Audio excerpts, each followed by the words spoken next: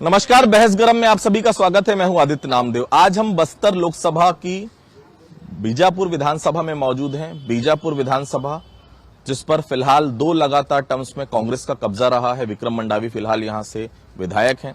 और बस्तर लोकसभा का अगर जिक्र करें तो आजादी के बाद तो अलग अलग पार्टियों का दबदबा रहा है, लेकिन अगर छत्तीसगढ़ बनने के बाद की अगर हम बात करें 2000 से 2024 में इस वक्त तो हम हैं, निश्चित तौर पर भारतीय जनता पार्टी का एक गढ़ रहा है।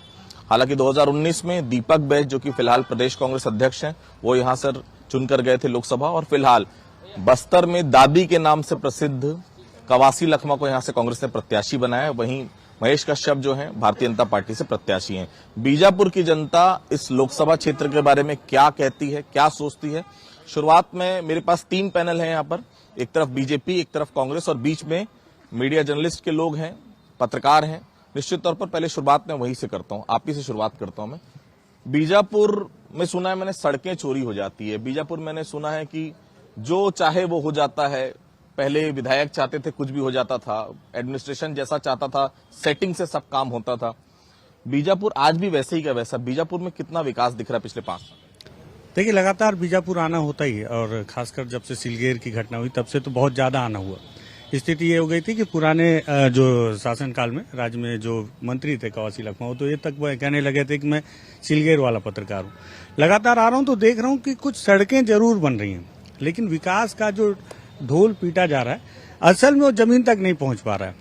जो वहां कागजों में जिस हिसाब से आपको जो नजर आएगा, वो कागजी विकास आपको जब आप जमीन पे आएंगे, जिस तरह से आप रायपुर से आए तो आपको भी जमीनी हकीकत समझ में आएगी कि कागज में जो परसेंटेज आ रहे हैं, जो विकास का जो डायग्राम खींचा जा रहा है, वो जमीन पर कहीं नहीं, उसका बेस ही यहाँ तैयार नहीं किया गया है। बस केवल कागजों में दिख रहा है विकास में। आप जहां भी चले जाएं, बीजापुर के जिस तरफ चले जाएं, मुख्यालय से 10 किलोमीटर आप अपने तरफ से अपने हिसाब से आप कोई भी दिशा तय कर लें, आपको वही स्थिति कमोबेश नजर आएगी। चाहे आप नदी के उस पार चले जाएं या आप सड़क के उस पार चले जाएं, आवापल्ली चले जाएं, बासागुड़ा चले जाएं या गंगालूर चले जाएं। अब आप इसी से सोचिए कि आज जो एक बड़ी घटना हुई है जिसमें आप भी और मैं भी यहाँ पहुंचा हूँ, वो गंगालूर से बहुत ज्यादा दूरी पर नहीं है। इस इलाके तक अगर इतनी बड़ी पैठ माओवादियों की है तो वहां पे सरकार क्या ही विकास करेगी। फिर हम अगर गमपुर जैसे इलाकों की बात करें जो लोहे के पहाड़ी के ठीक पीछे हैं, और है तो बीजापुर के इलाके की, जहां सरकार के नाम की एक ईंट नहीं है, जो आज भी यहां से चांद के बराबर है, सरकार के लिए पहुंच ही नहीं सकती, तो वहां पर आप कहां उम्मीद करेंगे कि सरकार विकास लेकर पहुंच रही? विक्रम मंडावी जी लगातार विधायक हैं। यहाँ से सामने आ जाइए मैडम थोड़ा सा। विक्रम मंडावी जी विधायक हैं 2018 से 2023। दीपक बैज जी सांसद, उसके बाद भी विकास नहीं हुआ बोलते हैं यहाँ के लोग। विकास तो हुआ है, लेकिन लोगों का नजरिया उनको दिखाई नहीं देता है। मैं हर गांव में जो जनता मांग करी थी उसका विधायक जी पूरा करे। यहाँ के लोग बोलते हैं विधायक जी का विकास हुआ है, बाकी विकास ही नहीं हो पाया। नहीं, ये झूठ बोल रहे हैं। विकास तो हुआ है, रोड और ये देवगुड़ी भवन, और जनता जो जो मांग करी है वो विधायक जी पूरा करे। जनता जो बोलेगी विधायक जी वही करे। आप यही देख लीजिए, जहां हम खड़े आपके सामने दिख रहा है, 15 साल वहां गड्ढा पूरा बस स्टैंड में था, लेकिन आज देखो चमचमा रहा है। वहां गड्ढा नहीं है, बहुत एक्सीडेंट होता था। आप देखो उस जगह को, बता दें इनके शासन में हुआ था ऐसा? 15 साल पहले पूछ लेता हूँ, क्यों कुछ नहीं हुआ कि आपके शासनकाल में? बता रहे हैं कि जो शासनकाल में विकास हुआ कांग्रेस का। हम लोग खड़े हैं ना, ये हमारे शासनकाल की देन है। और जो कांग्रेसी रोपा लगाते थे एनएच में, आज चमचमाती रोड है और उसके बाद विकास नहीं दिखता है। इनका विधायक 2-2 किलोमीटर का रोड चोरी हो जाता है, इनका विधायक को होश नहीं रहता है। खुद का विकास हुआ है विधायक का, कहाँ का विकास पब्लिक का हुआ है? एक देवगुड़ी बनाने से मूलभूत समस्या खत्म हो जाती है क्या? उनकी बहुत कुछ समस्याएं रहते। प्रधानमंत्री जी की नल जल योजना पूरे क्षेत्रों में देने का था, कमीशन खोरी के भेंट चढ़ गई, पूरी नल जल योजनाएं बंद थी। हमारी सरकार आई, अब शुरुआत हो रही है। अब देखते जाइए अभी विकास कैसे होगा। एक सवाल उठना लाजमी है। मैंने, शायद आपने भी पहली बार देश में ऐसा कोई किस्सा सुना होगा कि सड़क चोरी हो गई। क्या वाकई में सड़क चोरी हुई? FIR इन्होंने करवाया जी। मैं कुशल चोपड़ा हूँ, पत्रकार हूँ। हम लोग पीएम जैसी सड़कों को, भ्रष्टाचार को उजागर करने गए थे। वहीं हम पुतकेल से पटेल पार्क जो सड़क बनी 2 किलोमीटर, जब हम वहां पहुंचे तो उस जगह पे सड़क है ही नहीं, गांव तो पहुंचे ही नहीं है। और जब हमको भी लगा और ग्रामीण से पूछे तो ग्रामीण कहना है कि यहाँ हमारे गांव तो सड़क पहुंचे ही नहीं है, तो इसका मतलब सड़क चोरी हो गया है। विभाग जब बना दिया है तो चोरी हो गया होगा। इसकी हमने रिपोर्ट दर्ज कराई है और जिसकी जांच चल रही है। कैसे चोरी हो गई भाई? सबसे पहली बात है कि सड़क कोई चोरी करने वाली चीज होती नहीं है। और कागजी में पूरा डॉक्यूमेंट्स बकायदा जमा किया गया है। पीएमजीएसवाई का जो सड़क बनी थी उसमें इस आप जाके पूरी टीम बनी थी, इन्हीं के शासनकाल में अभी जाके जांच हुई है और वहां पे ऐसा कुछ नहीं पाया गया कि सड़क चोरी हुई। सड़क कोई चोरी करने की चीज है क्या? सड़क बनी है वहाँ, ग्रामीण झूठ बोल रहे हैं। बिल्कुल बनी, आज सिलगेर तक बस जा रही है। ग्रामीण झूठ बोल रहे हैं, ग्रामीण झूठ बोल रहे हैं। विकास हुआ है, विकास किया है विधायक जी ने, तब जाके आज सिलगेर तक जो लास्ट सीमा होती है वहां तक बीजापुर से डायरेक्ट बस जा रही है, बेचापाल बस जा रही है बीजापुर से। ये विधायक की देन है जो वहां तक बस चला। मेरा सवाल वही, ग्रामीण झूठ बोल रहे हैं। ग्रामीण तो क्यों झूठ बोलेंगे? ग्रामीण सच बोल रहे हैं। आज आप खुद जाके देख लीजिए, आपको सिलगढ़ तक की पक्की सड़क मिलेगी आपको। नहीं ठीक है, क्या वाकई में सड़क चोरी हुई थी? जी, हम लोग गए थे भैया, उसमें सड़क निरीक्षण में गए थे, भाजपा का टीम गया था पूरा। वास्तव में सड़क नहीं बना। अब गांव वाले बोल रहे सड़क बना ही नहीं। गांव वाले से पूछे, हम पूरे पारा वालों को पूछे वहाँ पुतकल जाके। क्या वाकई में सड़क चोरी हुई थी? आपने इन्वेस्टिगेशन जी, हमारे जो इन्वेस्टिगेशन में सड़क चोरी हो गई है, क्योंकि गांव से गांव का बाइट, लड़के का बाइट है जो गांव का है वहाँ का। इसका भी कहना है कि हम जो सड़क बनना था हमारे गांव तक सड़क पहुंचे ही नहीं। कहाँ चले गई सड़क? गायब हो गई। वो तो विभाग ही बताएगा सड़क कहाँ बना है और कहाँ गया हो। शिक्षा व्यवस्था की बात कर ले हम, बीजापुर शिक्षा व्यवस्था के मामले में पूरी तरह से फेल नजर आता है। एक समय मुझे बहुत अच्छे से याद है, आप लोग को भी याद होगा, डॉक्टर अयाज तंबोली साहब यहाँ पर कलेक्टर हुआ करते थे। बीजापुर में खासतौर से स्वास्थ्य के क्षेत्र में बहुत अभूतपूर्व उपलब्धियां उस समय बीजापुर ने हासिल की थी। क्या ऐसा हो गया केवल रेफरल सेंटर बन के रह गया बीजापुर? नहीं, ऐसा कुछ नहीं है, बल्कि जो तंबोली साहब ने जो काम किया वो तो अच्छा काम किया था और निरंतर इसमें कांग्रेस शासन भी इसको आगे बढ़ाता गया है और सर सुविधा से विधायक जी भी उसको देखते आए हैं आज तक। हॉस्पिटल को आज भी सही इलाज हो रहा है वहाँ। यहाँ से छोटे इलाज के लिए भी रायपुर क्यों जाना पड़ता है जब यहाँ पर सब कुछ है? अब कुछ इलाज कुछ ऐसे ज्यादा बड़े होंगे तो उसके लिए रायपुर तो शायद जाना ही पड़े, लेकिन जहाँ तक संभव होता है यहाँ पर इलाज की व्यवस्था अच्छी है। शिक्षा के क्षेत्र में काम हुआ है? शिक्षा के क्षेत्र में बहुत काम हुआ है। जो बंद स्कूल 15 साल जब भाजपा की सरकार थी, जो सैकड़ों बंद स्कूल पड़े हुए थे, उन स्कूलों को कांग्रेस की सरकार ने खोलने का काम किया। लगभग 300 स्कूलों को खोला है। खोल के यहाँ पर आत्मानंद जैसे स्कूल खोल के यहाँ शिक्षा लोगों को शिक्षा की व्यवस्था की है। मैं कुछ लोगों से बात कर रहा था, उनका ये कहना था कि यहाँ पर 14,000 बच्चे करीब पोटा केबिन में पढ़ते हैं, लेकिन ये बताया जा रहा है कि वहाँ पोटा केबिन में अधीक्षक और जो तमाम बड़े पदों में रहते हैं वो कांग्रेस के लोगों के रिश्तेदार ज्यादा लोग भर्ती हैं वहां पर, मतलब ज्यादा लोग काम करते हैं। तो कैसे फिर वहां की जांच हो पाएगी, कैसे आगे काम हो पाएगा? ऐसा कुछ है क्या? भाई भतीजावाद वहां भी? भाई भतीजावाद कांग्रेस की सरकार में नहीं थी, लेकिन आज भाई भतीजावाद है। आज जो 3 अधीक्षक की भर्ती महेश गागड़ा ने करवाया ना, वो उनके रिश्तेदार हैं। ये मैं डंके की चोट पर बोल सकता हूँ। कांग्रेस के पूछ लीजिए आप।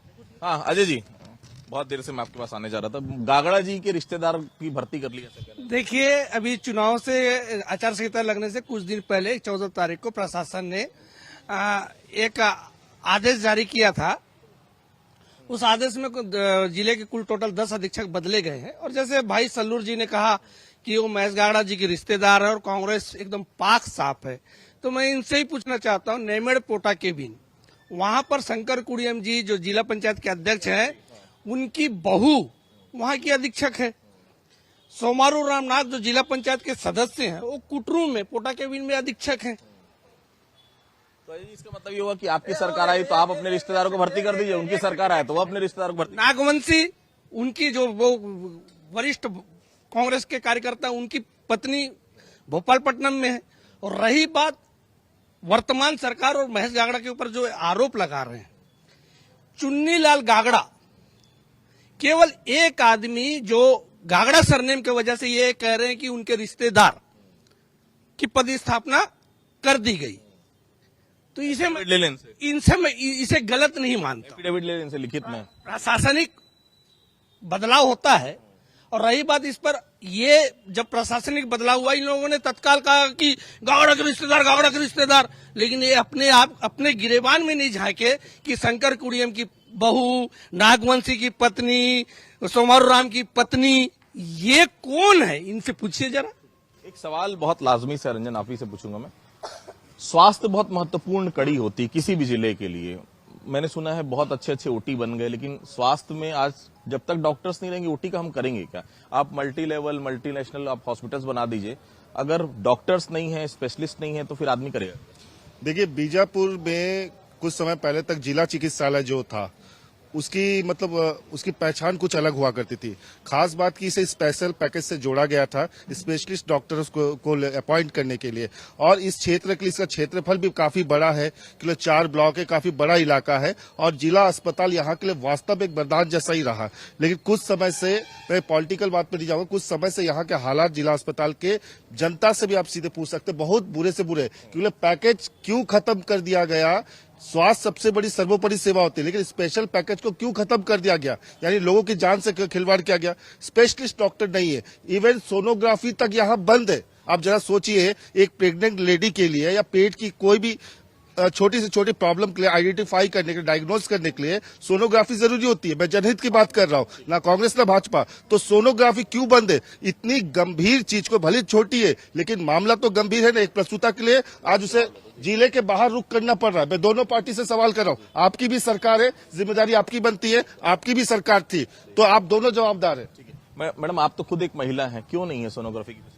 मैं जब गई थी तो था सर, 3 महीना हो गया नहीं है, लेकिन लगभग 4-5 महीना पहले मैं अपने फैमिली को ही लेके, आपका शासन था जब तक था, इन लोग गायब कर दिए। जी था, सोनोग्राफी भी था, एक्सरे वगैरह तो था ही, और लेकिन हाँ, मैं खुद अपनी बेटी का सोनोग्राफी करवाई थी, उसका पीओसीटी का प्रॉब्लम था, मैं खुद जा करवाई, सोनोग्राफी हुआ, सब हुआ। अब नहीं होता बोले सब इनकी सरकार है, अभी नहीं लोग बता सकते क्यों नहीं। वाकई में सही है? हाँ बिल्कुल सही है। अब जिला अस्पताल जाके पता कर लीजिए, मालूम चल जाएगा। 3 महीना पहले भी आप बोले कागड़ा जी ने बंद करा दिया। कागड़ा जी की मैं बात नहीं कर रहा हूँ। कौन है फिर? और भाई हमारी सरकार गई, और सरकार की व्यवस्था देखना चाहिए था। सीएमएचओ का सीएस के ऊपर है ये, वो पूछताछ वो करेंगे, पूछताछ वो।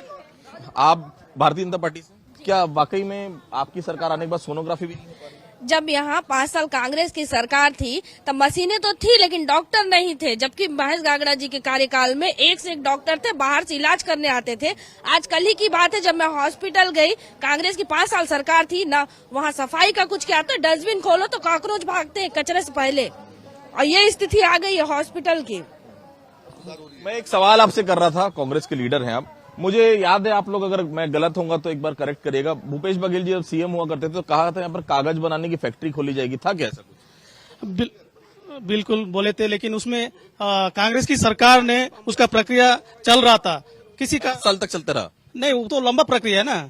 जो अगर कोई उद्योग लगाना है वो 1 साल 2 साल की प्रक्रिया नहीं है, वो लंबा प्रोसीजर है। उनके कागज और जो भी वहां पर क्लियरेंस रहता है, फॉरेस्ट वाला क्लियरेंस है, पूरा सेंट्रल गवर्नमेंट तक जाता है। इनकी सरकार केंद्र में थी, तब यहां से भूपेश बघेल जी ने यहाँ भोपालपट्टनम में उद्योग लगाने का जो प्रपोजल सेंट्रल केंद्र सरकार में जब भेजा गया, वहां से अप्रूवल नहीं मिला गया, तब जाकर यहाँ पर भोपालपट्टनम में भी केंद्र सरकार दोषी है। बिल्कुल दोषी है, बिल्कुल दोषी है, बिल्कुल। और दूसरी चीज, शिक्षा और स्वास्थ्य की बात कर रहे हैं। पिछले 15 साल की सरकार भारतीय जनता पार्टी की सरकार थी और 5 साल कांग्रेस की सरकार रही, और अभी वर्तमान में पिछले 4 महीना से भारतीय जनता पार्टी की सरकार है।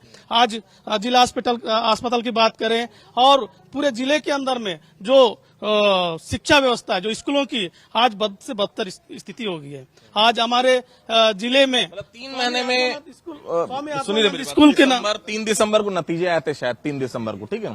13 तारीख के आसपास सीएम साहब ने शायद शपथ ली थी, तो उसके बाद 1-1.5 महीना भी काम, आचार संहिता लग गई, तो सब कुछ इन्होंने बर्बाद कर दिया। बिल्कुल। स्वामी आत्मानंद स्कूल एक ऐसा, सब कुछ बिल्कुल, स्वामी आत्मानंद स्कूल एक ऐसे स्कूल था जहां गरीब बच्चों को निःशुल्क अंग्रेजी माध्यम शिक्षा मिलता था, लेकिन आज उसको भी विलय करके, मतलब वहां यहाँ के जो बच्चों को वंचित किया जा रहा है। स्वामी आत्मानंद स्कूल का जिक्र बहुत चल रहा है, मैं एक बार क्लियर करना चाहूँ, स्वामी आत्मानंद स्कूलों के लिए कोई बजट सरकार नहीं देती थी, कलेक्टरों को सौंप दिया जाता था कि आप डीएमएफ मद से उपयोग करिए और स्कूल के लिए जो आपको करना है वो करिए। फर्नीचर का हाल मैंने पिछली रिपोर्ट में आपको दिखाया था कि फर्नीचर का हाल क्या था वहां पर। क्या वाकई में आपके 1-1.5 महीने में सब कुछ कबाड़ा कर दिया? 1-1.5 महीने में, जैसे भाई साहब ये लोग बता रहे हैं, अब जो सूरज जो है पश्चिम से निकलने लगा, पहले पूर्व से निकलता था। अब डीएमएफ में ये बता रहे हैं, मतलब आत्मानंद स्कूल जो है, पिछले 1 से 1.5 साल से वहाँ केमिस्ट्री का लेक्चर नहीं है। भैया इनकी सरकार थी ना, आप खाली हमारी बिल्डिंग उधारी में लेके आपने आत्मानंद चालू कर दिया। शिक्षक होंगे तब तो शिक्षा व्यवस्था होगी, और डीएमएफ यहाँ इस जिले के विकास के लिए था, पर इनके लिए, क्योंकि ये 15 साल बाद सत्ता में आए, तो इनके लिए वो भ्रष्टाचार का साधन था, और हॉस्पिटल की भी दुर्दशा इसी कारण हो पाई क्योंकि इन्होंने डीएमएफ का दुरुपयोग किया। एक सवाल था अजय जी, इसके पहले भी चुनाव में आया था तो आपसे जिक्र हुआ था, आप ये आरोप लगाते थे कि विधायक और जो यहाँ के तत्कालीन कलेक्टर साहब थे और बाकी अधिकारी थे, प्राइवेट लिमिटेड कंपनी चलाते थे, क्यों ऐसा आरोप लगाया? बिल्कुल ये 2018 से जो 2023 तक की यहाँ जो कांग्रेस की सरकार थी और यहाँ के स्थानीय विधायक बीजापुर और राजेंद्र कटारा के बीच में एक एग्रीमेंट हुआ था और दोनों ने मिल बांट कर डीएमएफ, केंद्रीय सहायता, एसी मद, सहायक बस्तर विकास प्राधिकरण, सारे मदों में इनका 50-50 का पार्टनर हुआ करता थे। और लिमिटेड जो अभी कुछ देर पहले पोटा केबिन अधीक्षक को लेकर सलूर जी ने मामला उठाया था, ठीक उसी तरह आत्मानंद स्कूल में जो टीचरों की भर्ती हुई है, प्राइवेट लिमिटेड कांग्रेस के पूरे रिश्तेदार, मैं नाम गिना दूंगा फिर से, सोमारू राम कश्यप का पुत्र, दशरथ कुंजम जो जनपद अध्यक्ष है उसका पुत्र, सारे के सारे ऐसे जितने कांग्रेस के अधिकतर लोग हैं उनके सारे रिश्तेदारों का आत्मानंद स्कूल में शिक्षक के भर्ती हुए हैं। ये 5 साल विक्रम सा मंडावी और पूरी कांग्रेस की टीम प्राइवेट लिमिटेड बनाकर यहाँ पर भ्रष्टाचार करने के अलावा कोई भी काम नहीं किया। क्या वाकई में ये जो बोल रहे हैं इससे इत्तेफाक रखते हैं आप? कैसे बोल रहे हैं प्राइवेट लिमिटेड कंपनी थी, कलेक्टर साहब और विधायक जी? माननीय अजय सिंह जी ने जो कह रहे थे कि जो पोटा केबिन में कांग्रेस आप लीजिए प्राइवेट लिमिटेड कंपनी थी क्या? नहीं, बिल्कुल ऐसा कोई बात नहीं। एक जो प्रशासनिक व्यवस्था जो कलेक्टर जी ने जो की है, जो यहाँ के आम जनमानस के जो मूलभूत सुविधा उनके अनुरूप ही यहाँ पर जो सवाल पूछिए ना अजय जी से कि अगर इतना भ्रष्टाचार किया था कटारा साहब ने तो SCRT का हेड क्यों बना दिया आपकी सरकार ने? पूछिए ना उनसे भाई, अभी तो भारतीय जनता पार्टी की सरकार है ना, उनको भेज देते कहीं और। SCRT का चेयरमैन उनको हेड बना दिया गया, इतना बड़ा मद, इतनी बड़ा पद। ये बिल्कुल सही बात है कि मगर अगर उनके द्वारा अगर ऐसा किया है, आज उनको मंत्रालय में इतने अच्छे पोस्ट देकर क्यों बैठाया गया है? ये मतलब भारतीय जनता पार्टी की मतलब ये सोची समझी रणनीति के तहत यहाँ से अगर राजेंद्र कटारा ने अगर ऐसा किया होता तो उनको नहीं ले जाता है, लेकिन आज सोची समझी रणनीति के तहत उनको ले जाकर एक मलाईदार पद में बैठाया गया है। क्या यहाँ था ऐसा कुछ विधायक और यहाँ के लोकल एडमिनिस्ट्रेशन के खिलाफ साथ साथ कोई प्राइवेट लिमिटेड कंपनी चलती है? जी देखिए, चर्चाएं तो यही थी, इतना ही नहीं बल्कि एक विशेष ठेकेदार हुआ करते थे। नाम भी बता दीजिए। सांठगांठ की खबरें बिल्कुल नाम भी बता दीजिए। किरण रेड्डी जी, इनको लेकर सांठगांठ की खबरें जो है अफवाह कहें या फिर उसमें कितनी सत्यता है ये तो नहीं पता, लेकिन हाँ ये जरूर हुआ है, डीएमएफ हो, SCA हो, तमाम मद में जितने भी निर्माण कार्य, विकास कार्य हुआ करते थे, केवल और केवल वही एक व्यक्ति क्या करते थे। जिले के अधिकांश निर्माण कार्य जो है, करीब 80% निर्माण कार्यों में उन्हीं की बड़ी, ऐसा कुछ था? देखिए, जाहिर सी बात है, जब भी ऐसी खबरें निकल के भी आती थी, हमने कई बार अखबारों में भी देखा था। और बाकी देखा जाए तो अगर निर्माण कार्यों को लेकर के तो विशेष ठेकेदार जो कि एक तरीके से देखा जाए तो उन्हें ही पूरे काम दिया जाता था। ऐसे भी यहाँ पर आरोप लगातार लगते भी आए हुए थे। तो साफ सीधी बात है, आरोप तो हालांकि लगते आए हुए हैं, लेकिन जमीनी हालात तो आप देख ही रहे हैं। एक चर्चा ये भी थी, आप लोग करेक्ट करिएगा, मैंने पढ़ा था कहीं कि बीच में तिरुपति जी की हत्या हुई थी, उसमें उनके परिजनों ने कहा कि कांग्रेस जिंदाबाद के नारे नक्सली लगा रहे थे, ऐसा कुछ था क्या? ये सरासर गलत है। नक्सली ना बीजेपी के है, ना कांग्रेस के है, ना प्रशासन के। ऐसा क्यों जिंदाबाद की क्यों? लोकतंत्र के दुश्मन है, वो अपना काम करते रहते हैं, लेकिन ये आपस में कांग्रेस पार्टी जिंदाबाद, भाजपा पार्टी जिंदाबाद, ये कोई नक्सली नहीं करते हैं। ये सोची समझी रणनीति है कांग्रेस को बदनाम करने की। अच्छा, मैंने सुना है अभी एक बड़ी सभा होने वाली, यहाँ 700-800 कांग्रेसी फिर से बीजेपी में शामिल होने वाले, ऐसी कोई चर्चा है क्या? अभी तक तो ऐसी कोई चर्चा नहीं हुई है। आ रहा था, मुझे बहुत सारी चर्चाएं नहीं, गलत बात है क्या ऐसी कोई चर्चा? नहीं, ऐसी कोई चर्चा नहीं नहीं है ना? पक्का आप लोग सब इसी में रहेंगे ना, कांग्रेस पार्टी? बिल्कुल कांग्रेस। अच्छा, एक बात मुझे बहुत लाजमी सी बताइए, कोमल हुपेंडी, आपने नाम सुना होगा, आम आदमी पार्टी का बहुत बड़ा लीडर, प्रदेश अध्यक्ष रह चुका, भानु प्रतापपुर उसने चुनाव भी लड़ा। इसके अलावा भी आपके यहाँ रावटे मैडम ने कल इस्तीफा दे दिया, एक उषा मैडम थी वो इस्तीफा दे दिए, अरुण सिसोदिया जी चले गए, विजय साहू जी चले गए, सुरेंद्र दाऊ चले गए। कांग्रेस पार्टी को सब छोड़ छोड़ के क्यों जा रहे हैं? अब हमको नहीं मालूम, हम तो पार्टी से जुड़े हैं और हम जुड़े। मालूम करिए ना क्यों जा रहे हैं। अब उनकी मानसिकता, उनको शायद कांग्रेस पार्टी की विचारधारा ऐसा नहीं पसंद आया होगा, लेकिन हम लोग तो कांग्रेस छोड़ के जा रहे हैं मैडम? नहीं मालूम, अपनी अपनी इच्छा। अब उनको पसंद नहीं आता होगा, यहाँ उसमें पसंद आया उसमें गए, कल के दिन दूसरे में पसंद आया दूसरे में जाएंगे। हमारी कोई सुनी या आपके वो ये शब्द बोले थे, मुझे बहुत अच्छे से याद है कि मैं अपने परिवार के किसी शख्स का एक ट्रांसफर तक नहीं करा पाया। क्या मतलब ऐसी सरकार का? आपके काम तो हुए ना कांग्रेस सरकार? जी हुए हैं, सभी क्या काम हुए? जो हम चाहें हम वो सब काम हुए हैं। है ना? मैं जैसे पार्षद हूँ, जनप्रतिनिधि हूँ, मैं अपने वार्ड में काफी काम कराया मैंने, रोड नाली पुलिया सब व्यवस्था कराया, राशन के भी काम हुए। मतलब ये झूठे आरोप लगा रहे इतने सारे लोग जो छोड़ छोड़ के जा रहे हैं। जी झूठे आरोप हैं, सभी काम हुए हैं। भाजपा क्या है, वॉशिंग मशीन है। कांग्रेस में भी सब ईमानदार है, ये मैं नहीं बोल रहा, लेकिन जो कांग्रेस में रह के अगर भ्रष्टाचार किया है, ठीक है, उनको एक सही जगह और सही स्थान है भाजपा, वहाँ जाओ, वॉशिंग मशीन में डाल, जाते क्यों हैं? क्लियर हो जाएगा। जाते क्यों हैं? तो बोल रहा हूँ, जो भ्रष्टाचार करेगा वहाँ जाएगा। आपकी पार्टी भ्रष्टाचार करेगा फिर वहां चले जाएगा? जो भी हो, हमारी पार्टी में भी 100 के 100% ईमानदार है, ऐसा नहीं है। जो भ्रष्टाचार करेगा। मैडम ऐसा ही कुछ है कि आपके यहाँ जो लोग आते हैं वो सब कांग्रेस के भ्रष्टाचारी लोग ही आ रहे हैं? ये ऐसा हमारे सल्लूर जी को लगता होगा क्योंकि ये सदमे में है, क्योंकि उनके हाँ उनको ज्यादा दिक्कत, हमारे सल्लूर जी को ज्यादा दिक्कत ये हो गया कि रंजना उद्दे बीजेपी ज्वाइन की।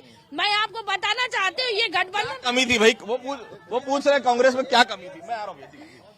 सबसे पहले तो उनसे पूछ लीजिए क्योंकि वो बीजेपी में थे और वो खुद कांग्रेस ज्वाइन किए थे। बीजेपी से कांग्रेस, कांग्रेस से बीजेपी, बढ़िया है जी। देखिए, जैसे भाई साहब लोग बोलते हैं कि कांग्रेस छोड़ के लोग बीजेपी में जा रहे हैं, क्यों ना जाए कांग्रेस छोड़ के। जिस कांग्रेस में कार्यकर्ताओं को स्लीपर सेल कहा जाता है, जिस कांग्रेस में कार्यकर्ताओं को कोई सुनने वाला नहीं है, जिस कांग्रेस में केवल नेताओं की चलती है, जिस कांग्रेस में कार्यकर्ताओं को अपेक्षा किया जाता है, उनका अपमान किया जाता है, वो कार्यकर्ता जो स्वाभिमानी होता है, सम्मानित होता है, वो ऐसा कोई भी कांग्रेस का नेता कांग्रेस में रहना नहीं चाहेगा, वो उस पार्टी को छोड़ना चाहेगा। भूपेश बघेल जो 5 साल हमारे यशस्वी मुख्यमंत्री के रूप से जानते थे, आज एक कार्यकर्ता उनकी आलोचना करता तो स्लीपर सेल हो जाता है, आतंकवादी हो जाता है। आपको भी बहुत दर्द दिए हैं अजय जी, दर्द दिए, दर्द बाहर भी आ रहा है। ऐसी एक कांग्रेसी के लोग केवल मतलब स्वार्थ सिद्ध चापलूस चमचागिरी करने वाले जो लोग हैं वही केवल कांग्रेस पार्टी में रह सकते हैं। निष्ठावान और आत्मसम्मानित व्यक्ति कांग्रेस में रहना आज की डेट पे पसंद नहीं करेगा। आपके समय एनकाउंटर इतने तो नहीं होते, तो बीजेपी सरकार जब से ही लगातार नक्सलियों के खिलाफ आक्रमण, लगातार नक्सलियों के खिलाफ कार्रवाई हो रही है बड़ी। बिल्कुल, पिछले 5 साल में आपने देखा होगा एक सिलंगेर घटना एकमात्र घटना हुई, उसके बाद पिछले 5 साल का इतिहास आप उठा के देख लीजिए, कोई एनकाउंटर नहीं हुआ, किसी भी प्रकार का कोई एनकाउंटर नहीं हुआ। लेकिन एनकाउंटर नहीं होना चाहिए आपके हिसाब से? नहीं, एक मतलब एनकाउंटर क्यों होना चाहिए? एनकाउंटर नहीं होना चाहिए मतलब नक्सलियों को वहां पर अपना पैर पसारने दिया जाए। कसूर लोगों को बात कर रहा था, जो आज गांव में रह रहे हैं, जो किसी प्रकार का कोई मतलब वो नहीं है, उनके खिलाफ आज आए दिन फर्जी एनकाउंटर नहीं होना चाहिए, फर्जी एनकाउंटर नहीं होना चाहिए, ठीक है। और आज 4 महीने होने को जा रहा है बीजेपी की सरकार आने के बाद, आज आए दिन ऐसा कोई सुबह ऐसा नहीं होगा कि नक्सली और पुलिस और नक्सली के बीच, और पुलिस और फर्जी ग्रामीणों को जेल भेजने का, ऐसे बहुत सारे भारतीय जनता। एक मिनट, ये वॉर फील्ड बोलते हैं हम इसको भाई, कभी हमको नुकसान होगा, कभी उनको नुकसान होगा, लेकिन नुकसान तो होगा ना। अगर आप उनकी मांग में जाकर कार्रवाई करेंगे, निश्चित तौर पर कभी जवान भी शहीद होंगे, कभी नक्सली मारे जाएंगे। इसका ये मतलब थोड़ी कि आप उनके ऊपर कार्रवाई ना करें। देखिए, नक्सलवाद की ऐसी समस्या है कि इसका समाधान को लेकर कई सैद्धांतिक बातें कहते हैं। कुछ कहते हैं कि इसका हल गोली से निकाला नहीं जा सकता है, कुछ कहते हैं कि वार्ता से संभव है, लेकिन इस लड़ाई में, इस खंदक की लड़ाई में यहाँ पे आदिवासी ही पिस रहा है। चूंकि नक्सली इनकाउंटर होते तो कुछ बात ऐसे फेक इनकाउंटर के एलिगेशन भी लगते हैं, जवान भी मारे जाते हैं, इमोशन दोनों तरफ डिस्टर्ब होते हैं, आदिवासी भी परेशान है, जवान जो जा रहे वो भी परेशान है, और इसे एक तरह से ये समस्या की वजह से पूरा माहौल काफी डिस्टर्ब है, यहाँ का विकास भी रुका हुआ है। मैं मानता हूँ नक्सलवाद की समस्या राजनीतिक मंच से ऊपर उठकर होना चाहिए। अगर वार्ता की पेशकश की जा रही है तो नक्सली भी अगर कदम बढ़ाते तो सरकार भी कदम बढ़ाए, ये जरूरी है, जनहित के लिए जरूरी है। छोटे से छोटे कार्यकर्ताओं को भारतीय जनता पार्टी मौका दे रही है। आपके यहाँ दादी अभी विधानसभा चुनाव लड़े, जीते, फिर वही लोकसभा चुनाव लड़ेंगे, वो नहीं लड़ेगा तो उनका बेटा लड़ेगा। आप लोग का नंबर आएगा कभी? अगर मत थोड़ा दिल का दर्द बयां करिए, नंबर आएगा? अगर मेहनत करेंगे हम पार्टी में अच्छे नहीं कर रहे हैं इतने साल से, मेहनत तो कर ही रहे हैं। हमको मालूम है कि एक ना एक दिन पार्टी मौका जरूर सबको देती है। अब उस लायक हम जिस दिन बन जाएंगे तो हमें मिलेगा मौका। कभी मौका मिलेगा, बिल्कुल मिलेगा। कितने साल हो गए आपको कांग्रेस? मेरे कांग्रेस में 10 साल हो गए। और 20 साल चाहिए? 20 साल चाहिए, लेकिन सीट अगर जनरल का या फिर एससी का होगा तो हम लड़ेंगे, लेकिन एसटी सीट है तो एसटी का कोई बंदा लड़ेगा। मतलब मौका मिल रहा है? मौका मिलेगा। कांग्रेस पार्टी से आता है उसको जल्दी मौका देती भारतीय जनता पार्टी। देखिए, एक तो हम एसटी सीट के हैं, अगर हम मेहनत किया और हमको अगर मौका मिलता है लड़ने का तो लड़ेंगे, और नहीं मिलता है, अगर वहाँ पे महिला सीट की जगह अगर जेंट्स सीट रहा तो जेंट्स लड़ेगा। जबकि इनके यहाँ तो महिला सीट होने के बावजूद भी मेरे को टिकट नहीं दिया गया था, तो धोखे तो कांग्रेस पार्टी ही करती है। जबकि भारतीय जनता पार्टी में महिलाओं को बहुत मान सम्मान भी मिलता है, जो इनके पार्टी में नहीं मिलता महिलाओं को। मैं अभी कल एक लोकसभा के दौरे पर था, मुझे एक प्रत्याशी ने बताया कि 6 महीना हो गया मैं ओएसडी को लगातार फोन लगाते रहा, लेकिन मैं पूर्व सीएम साहब से सीएम रहते मिल नहीं पाया। बहुत बड़े पद में है वो, नाम नहीं जिक्र करूंगा क्योंकि ये ऑफ द रिकॉर्ड बात हुई थी। क्या हो ऐसा होता था? एक जिलाध्यक्ष ने कहा 6-8 महीने में लगातार फोन लगाते रहा, मुझे मिलने तक का समय नहीं मिलता था। तो फिर मिलता कौन? ऐसा कुछ नहीं है। यहाँ बीजापुर सबसे अंतिम चोर है छत्तीसगढ़ का। यहाँ के जिला अध्यक्ष का नाम जब नाम मालूम है, 20 लोग खड़े रहते थे, उसके बीच भी हमारे जिला अध्यक्ष का नाम लेते थे सीएम साहब। भेंट मुलाकात कार्यक्रम के माध्यम से हर कार्यकर्ता की समस्या का सुनने का कोशिश की है। तो ऐसा क्या हो गया कि जिला बदल? भाई वही बात है ना, वो पार्टी वो खुद बताएंगे क्यों गए। उनको तो कितना बड़ा मान सम्मान छत्तीसगढ़ शासन का युवा आयोग का सदस्य बनाया गया था। भूपेश बघेल जी के साथ उनकी डायरेक्ट बात होती थी। विधायक जी से जितना करीब नहीं थे उतना अजय सिंह जी से भूपेश बघेल जी की बातचीत होती थी। झूठ है तो अजय सिंह से पूछिए आप। दूध में मक्खी की तरह क्यों निकाल दिया? अब भाई वो जाने, वो उनको क्यों पार्टी रास नहीं आई। उनको हर पार्टी की तरह उनको सबसे आगे फ्रंट लाइन के नेता माना जाता था कांग्रेस पार्टी में, आज भी है। आज विक्रम नहीं, ये बात सही है, मामा जी को सबसे ऊपर रखते थे। ये बात हम भले 5 साल ही आए, हमारे उनको आए हुआ है, लेकिन मामा जी क्यों गए अब वो जानते हैं, उनसे क्यों। तो देखिए, ये बहस लगातार जारी रहेगी। बीजापुर में इस वक्त थे हम, दोनों ही पार्टियों की अपनी अपनी राय है, पत्रकारों की राय भी हमने आपको दिखाई ताकि निष्पक्ष राय आपके सामने आए। लेकिन एक बात बहुत साफ है, कवासी लखमा को यहां से टिकट मिला है, महेश कश्यप को भारतीय जनता पार्टी से टिकट मिला है। बीजापुर अभी भी विकास के रास्ते काफी पीछे है। विकास के रास्ते बीजापुर को अब चलना नहीं, दौड़ना पड़ेगा। नक्सल समस्या है ही, कोई इंडस्ट्री नहीं है, सड़कों का माया जाल नहीं है। सबसे बड़ी बात है, शहर में भी मैं देख रहा हूं विकास के नाम पर मेन रोड में सड़कें दिख रही हैं। गंगालूर तरफ आप चले जाएं या बीजापुर के दूसरे आप इलाकों में चले जाएं, आज भी विकास को बीजापुर तरस रहा है। बहसग्रम में इतना ही। अगली बार फिर किसी लोकसभा में आपकी मुलाकात कराएंगे वहां के लोगों के साथ। तब तक के लिए बहुत बहुत धन्यवाद।